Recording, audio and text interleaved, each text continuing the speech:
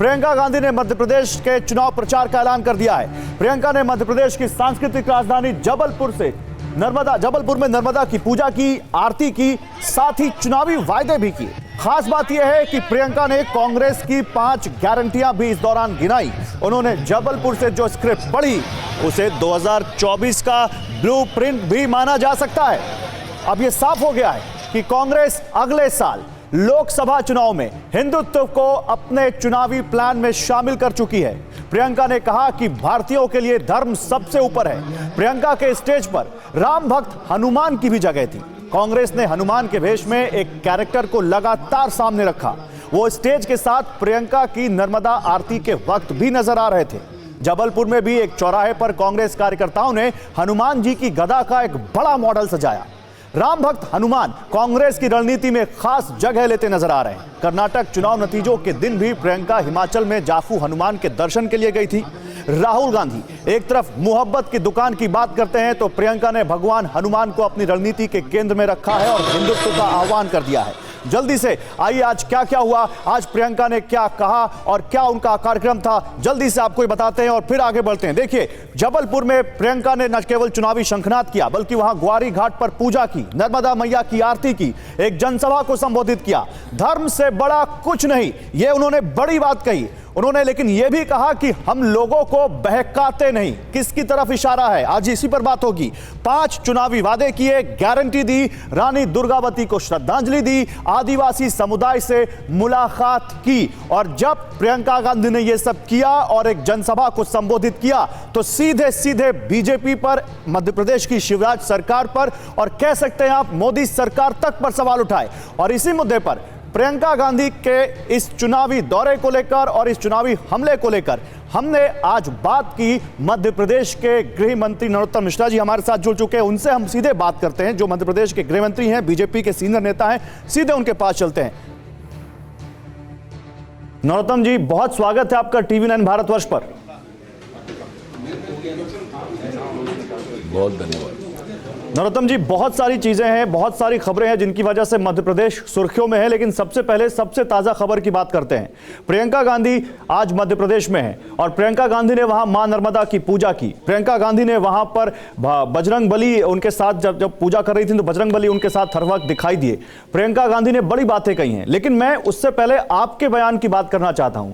आपने सीधे कह दिया ये चुनावी हिंदू हैं, ये चुनाव के वक्त यहां पर दिखते हैं, 5 साल पहले आए थे और अभी आए हैं। ऐसा क्यों कह रहे हैं आप? प्रवासी पक्षी आते हैं ना समय पे, ऐसे ये आती हैं। 5 साल पहले नर्मदा जी की पूजा करने आई थी, फिर चुनाव आ गया तो फिर आ गई। यूपी चुनाव में गंगा जी में स्नान करने गई थी। अब जब जाएंगी तो अगले चुनाव पे ही जाएंगी। तो गंगा मैया ने तो बता दिया 2 सीटें देके कि आपकी स्नान का ये प्रसाद है, लीजिए 2 सीटों का। और नर्मदा मैया तो अंगीकार और स्वीकार ही नहीं करेंगी, क्योंकि सिर्फ और सिर्फ झूठ बोलना कांग्रेस का काम है और कांग्रेस कोई काम करती नहीं इसके अलावा। इसलिए मैंने चुनावी हिंदू कहा था। आप कह रहे हैं कांग्रेस का काम झूठ बोलना है और यहां पर वो कह रही हैं कि उन्होंने जब भाषण दिया वो कह रही हैं हम भारतीय हैं, हमारे लिए धर्म से बड़ा कुछ नहीं है, हमारी आस्था से बड़ा कुछ नहीं है, चाहे आप किसी धर्म के क्यों ना हो, हम उसे दिल से मानते हैं, हमारे लिए वो सर्वोपरि है। लेकिन इसका मतलब ये नहीं है कि जनता को बहकाया जाए। वो आपके ऊपर कहीं ना कहीं एक वो तंज कस रही हैं।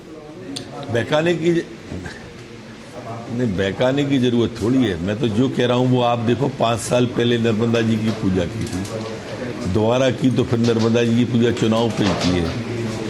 मैंने कहा ना, गंगा जी में डुबकी चुनाव पे ही लगाई थी यूपी में। उसके बाद इनके भाई हैं, कोर्ट के ऊपर जनेऊ डाल के चलते हैं, सुविधा अनुसार धोती पहनते हैं, टोपी पहनते हैं, कहीं धोती कहीं टोपी। तो ये आप चुनाव में ही तो पहने दिखेंगे ना। चुनाव खत्म होते ही तो फिर सूट बूट में दिखते हैं वो अमेरिका में, लंदन में, विदेश के अंदर। फिर वो ऐसी बातें नहीं करते। ये लड़की हूँ, लड़ सकती हूँ, इन्होंने कहा था। मैंने अपील की थी कि बेसबॉल खिलाड़ी की हत्या कर दी जबलपुर में, आप उसके घर जाएंगी क्या? नहीं गई। दिल्ली में चाकुओं से गौंद दिया उस बिटिया को, साक्षी को। एक शब्द बोली क्या? श्रद्धा पे एक शब्द बोली क्या? ये तुष्टीकरण की राजनीति करते हैं। इसलिए देश अब समझ गया है, देश को जाना होगा तो ओरिजिनल के साथ जाएगी, डुप्लीकेट के साथ क्यों जाएंगी?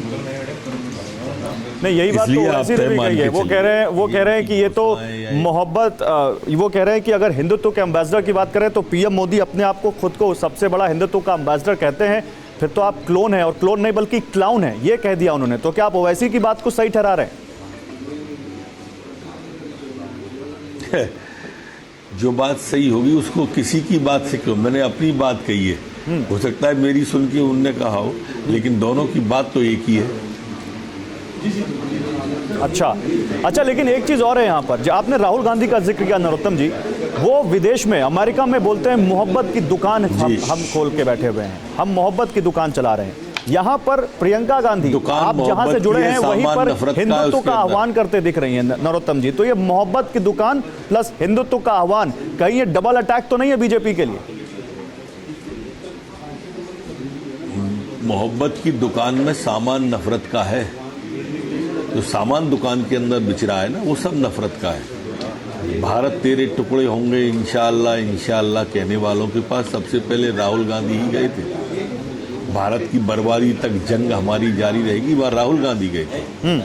वो कन्हैया कुमार आजकल इन्हीं की पार्टी का सदस्य है, इनके साथ पदयात्रा करता है।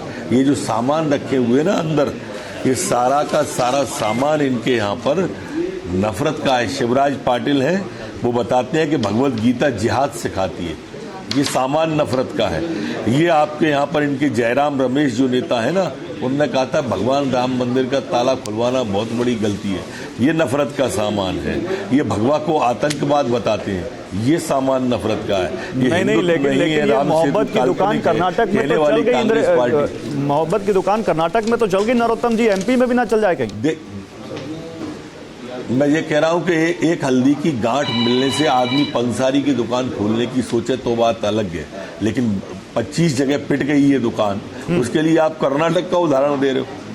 एक हाथ जगह अगर कहीं चल जाए भूल चूक से।